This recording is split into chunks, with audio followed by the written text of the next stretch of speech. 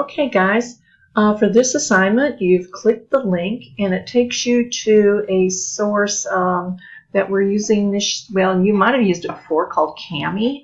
Ms. Barkley might have showed you how to use that. So what you're going to do is when you pull up this document, I want you to read through the document, annotate the important parts. Now what you're looking at here is the gold rush. 1848, it profoundly changes the state of California. And this is the overview of the things the article is going to talk about.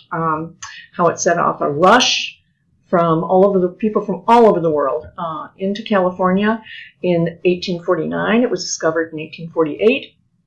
And of course, the football team is called the 49ers, and they pour into the state. So we're talking over 300,000 people in a very short period of time.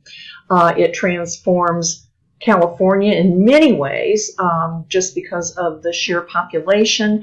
It's going to jumpstart it into statehood because of the population and the vast resources that are there. So by 1850, California becomes a state. Also, it's going to change the demographics of the state very much. The Native Americans are going to be forced out. You're going to have a lot of folks from China coming in, hard-working people, but there's going to be a lot of prejudice against them. So what you're looking at here is you see a map of California, and this is basically showing you where the gold was found. Specifically Sutter's Mill here, right in the Sierra Nevada mountains, close to Sacramento. Okay, so it starts out with a map, and you're going to see lots of maps this year. They love to show you maps and graphs when we have that LEAP test coming up. But it's interesting to see that the gold was found mostly in the northern area of California. Okay, so now you have a series of, you have the rest of the document. You can see I annotated here, and I've read through, and I've clicked the text box over here. Boom. Okay. And I can say something important. Oops. Sometimes it works, sometimes it doesn't. Okay. So if I want to say something important here, I might want to say a large group came in, over 300,000 people. That's a lot of folks, y'all. Okay, so this is just a little annotation. If I want to highlight that, I can do that.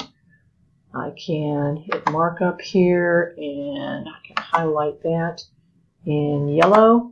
Okay, and whoops, I can highlight this in yellow. Okay, that's boom, boom.